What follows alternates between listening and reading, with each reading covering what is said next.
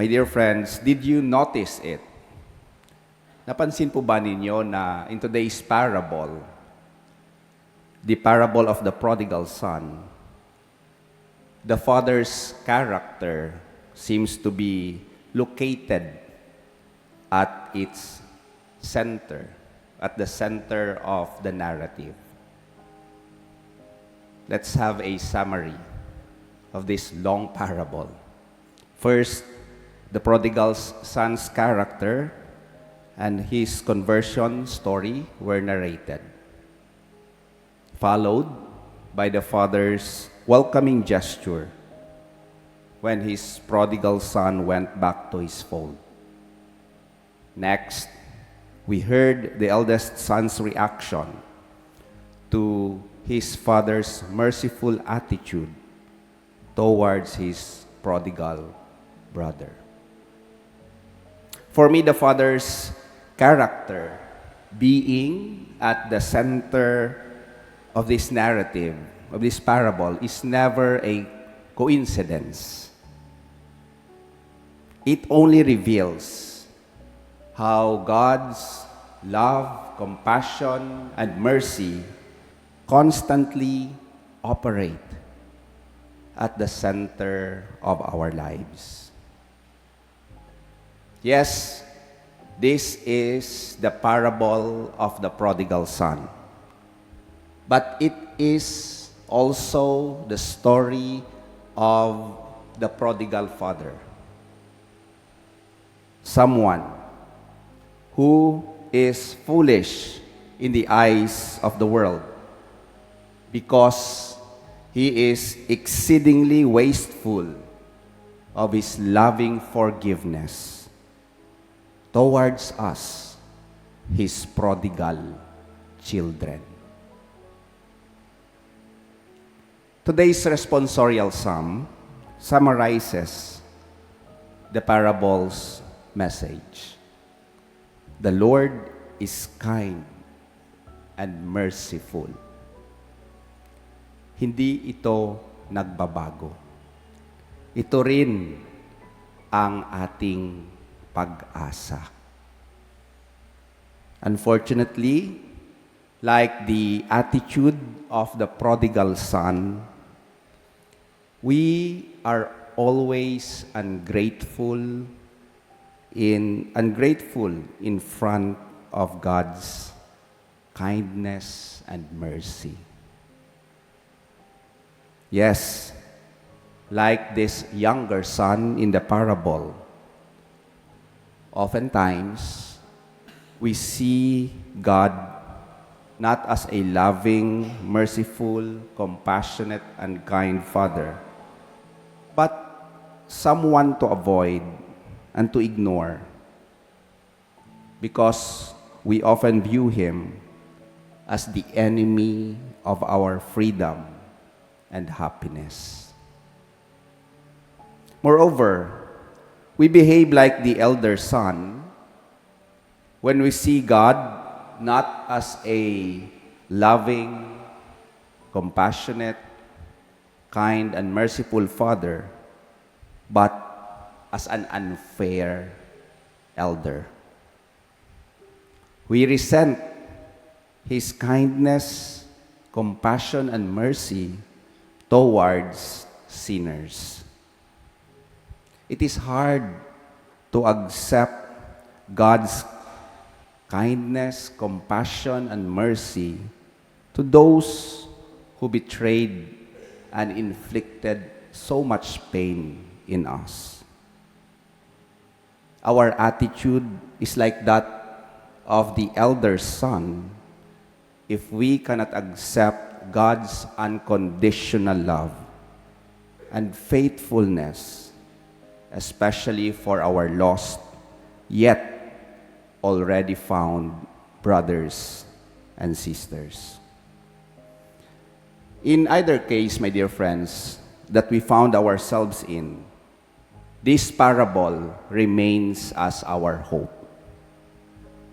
The Father's attitude reminds us of the constancy of God's mercy and love in our life. If we are selfish, like the prodigal son, God remains patient as He waits for our homecoming. He even pleads for our return to Him. God, according to our first reading, does not persist in anger forever, but delights rather in clemency. God never gives up on our goodness. He remains forever in love with us despite our sinfulness and weaknesses. Likewise, if we resent like the elder son, God still invites and welcomes us to join in the celebration of life. He too reminds us that everything I have is yours.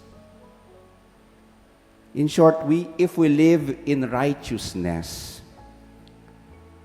continue doing that with joy, because God's blessings remain abundant for the righteous.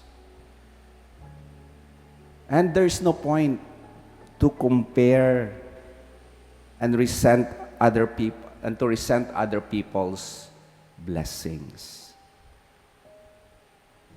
All we need is to recognize and be grateful for them. Alam niyo po, relate na relate ako sa ating parable sa umagang ito o sa araw na ito. Ako po ay eldest son. At minsan, nagkaroon kami ng conversation ng aking ina. Alam niyo naman siguro na normal sa isang pamilya, hindi ko lang alam kung totoo ito sa lahat, na ang isang eldest son ay hindi usually nagkakasundo ang isang eldest son sa youngest son. They are really opposites.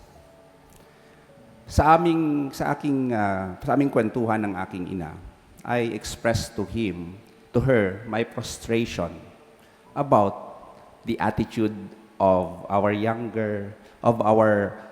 youngest sibling, of my youngest sibling. Sabi ko, alam mo, Nay, sobra-sobra na ang pasensya na ginagawa ko sa kanya. Lahat ng unawa, ginagawa ko. Lahat ng kabaitan, lahat ng pag-iintindi. Pinapatawad ko siya sa lahat ng kanyang mga hindi mabubuting ginagawa. Kailan pa ba siya titino? And my mother's response to my frustrating statements was this: Son, kaya huwag kang tumigil. My dear friends, brothers and sisters, if God's mercy and love is faithful and everlasting, the clear invitation for us all today and forever is to never get tired of doing good for others. And if we are constantly doing good, we have to do it with much joy.